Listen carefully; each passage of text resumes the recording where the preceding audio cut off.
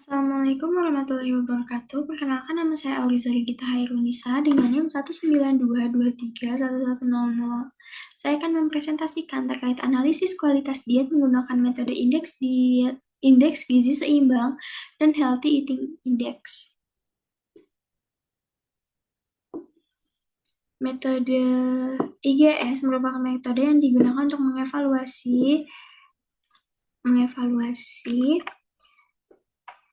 pola makan dengan pedoman gizi seimbang yang telah ditetapkan. Ini memberikan gambaran pola makan seseorang yang telah memenuhi rekomendasi yang diberikan ataupun belum memenuhi rekomendasi dan membantu identifikasi komponen pangan yang masih kurang atau berlebih. Untuk metode Healthy Index atau HEI itu merupakan metode penilaian kualitas diet yang dikembangkan untuk mengevaluasi kualitas pola makan yang ditetapkan oleh Dietary Guidelines for Americans. Ini digunakan untuk menggambarkan pola makan seseorang yang digunakan dalam mengevaluasi pola makan tergolong sehat atau perlu adanya perbaikan. Kemudian ini biodata respondennya atas nama Sabrina Malida Malakiana atau SMM dengan yang berumur 20 tahun dan berjenis kelamin perempuan. Data yang digunakan ini berdasarkan data 24 hour food recall yang dilakukan pada hari Minggu dan hari Selasa di tanggal 24 Agustus 2025 dan 26 Agustus 2025. Ini merupakan hasil 24 hour food recall dari responden. Kemudian ini perhitungan kebutuhan energi responden, ada IMT-nya itu ini menunjukkan bahwa SMM ini memiliki status gizi yang obesitas karena IMT-nya berada di atas 25. Kemudian untuk BMR-nya itu sebesar 1545,82 kilokalori per hari yang merupakan kebutuhan asupan energi responden. Kemudian ada SDA-nya itu hasilnya itu 154,6 yang merupakan 10% dari BMR. Ini tuh untuk menunjukkan energi ekstra yang terbakar dalam proses pengolahan.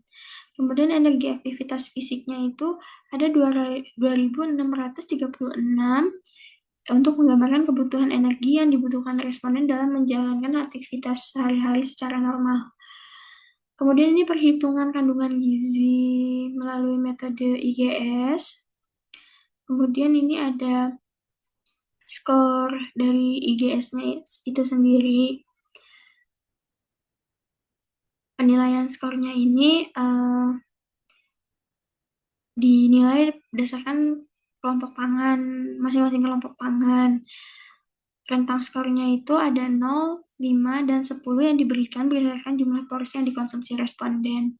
Skor 0 itu diberikan ketika pola konsumsinya rendah dan atau melebihi batas pada kelompok lemak total, lemak jenuh dan gula tambahan dan kolesterol.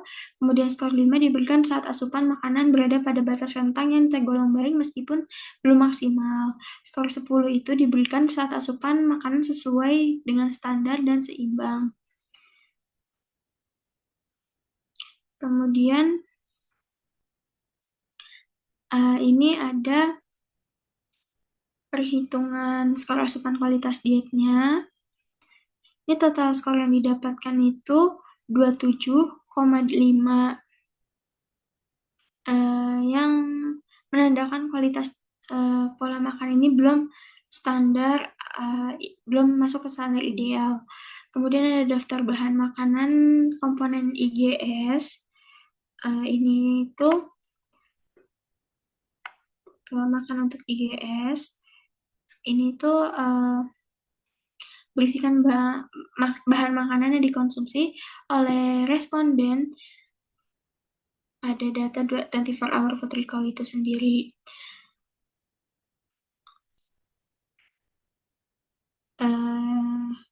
Skor IGS-nya itu tadi 27,5 itu menunjukkan makanan yang jauh dari seimbang karena konsumsi karbohidrat sayur dan buahnya itu rendah dan perlu ditingkatkan. Asupan lemak totalnya juga belum sesuai anjuran meskipun lemak jenuh, gula tambahan sudah berada dalam batas seimbang. Kolesterol dan natrium masih melebihi batas yang dianjurkan sehingga perlu dibatasi. Responden juga perlu memperbaiki pola makan dengan meningkatkan variasi pangan, terutama sayur, buah, kacang-kacangan, dan membatasi makanan tinggi kolesterol agar kualitas pola makannya meningkat.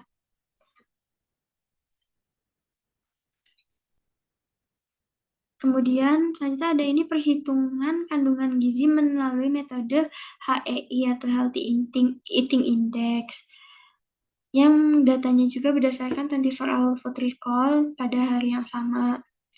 Perhitungannya ini untuk menilai sodium, saturated fats, PUFA, dan MUFA. Kemudian ini perhitungan skornya yang dilakukan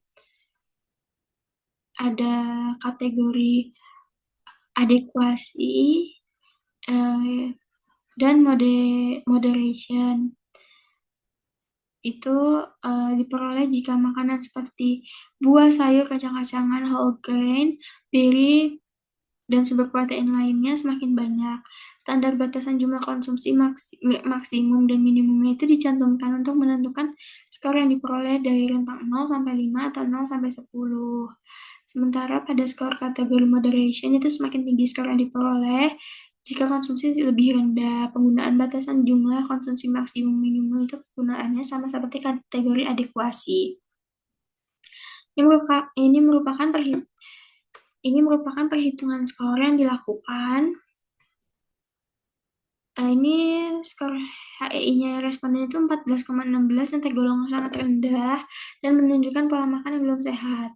Responden itu perlu memperbaiki keseimbangan dan keberagaman pangan melalui konsumsi harian. Konsumsi buah dan sayur ini perlu ditingkatkan karena tidak muncul pada data 24 Hour Food Recall maupun perhitungan HEI. Responden juga dianjurkan untuk mengonsumsi whole grain serta menambah asupan dairy seperti susu, yogurt, atau keju. Secara keseluruhan, peningkatan skor HEI penting untuk memperbaiki keragaman pangan dan mencapai pola makan yang lebih sehat dan seimbang.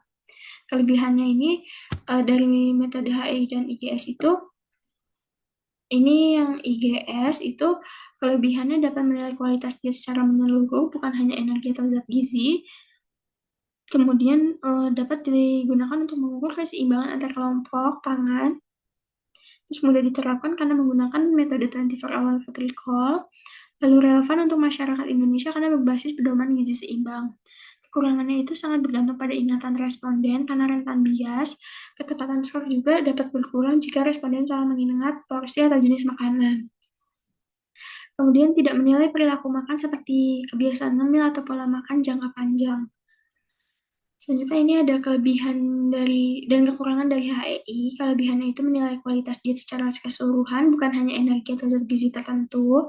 Mengukur pola makan berdasarkan kecukupan dan pembatasan, adekuasi atau moderation. Kemudian memiliki sistem skor yang objektif, terstruktur, dan dapat diterapkan pada berbagai populasi. Kemudian mudah digunakan karena memakai data konsumsi harian seperti 24 Hour Food Recall. Kekurangannya itu rendah underreporting dan recall bias karena bergantung pada ingatan responden. Kemudian membutuhkan konversi satuan ke cup dan per 1000 kilokalori sehingga prosesnya itu lebih kompleks. Kemudian kurang sensitif pada variasi pangan lokal karena komponennya ini berbasis Dietary Guidelines for Americans. Simpulannya itu berdasarkan analisis konsumsi pangan menggunakan metode IGS dan HEI, disimpulkan bahwa kualitas konsumsi pangan responden ini masih rendah, belum memenuhi standar pola makan sehat yang dianjurkan. Pada metode IGS, responden memperoleh skor 27,7 yang menunjukkan rendahnya asupan pada beberapa kelompok pangan seperti karbo, sayur, buah, dan kacang. Selain itu, komponen kolesterol juga melebihi batas yang direkomendasikan. Pada HEI, responden mendapat skor 14,16 yang menggambarkan kualitas pola makan yang rendah karena tidak adanya konsumsi buah, sayur, whole grain, dan dairy, serta rendahnya variasi sumber protein. Skor yang didapatkan dari kedua metode ini masih berada jauh di bawah nilai standar dan belum mencerminkan gizi seimbang, sehingga perlu adanya proses perbaikan pola makan, pemilihan makan, porsi makan, dan keberagaman makanan. Saran yang dapat diberikan itu berdasarkan analisis IGS dan HEI, perlu adanya peningkatan konsumsi sayur, buah, whole grain, dan sumber protein yang beragam untuk meningkatkan keseimbangan kebutuhan gizi. Ini merupakan referensi yang digunakan. Sekian presentasi dari saya. Mohon maaf apabila ada kesalahan. Wassalamualaikum warahmatullahi wabarakatuh.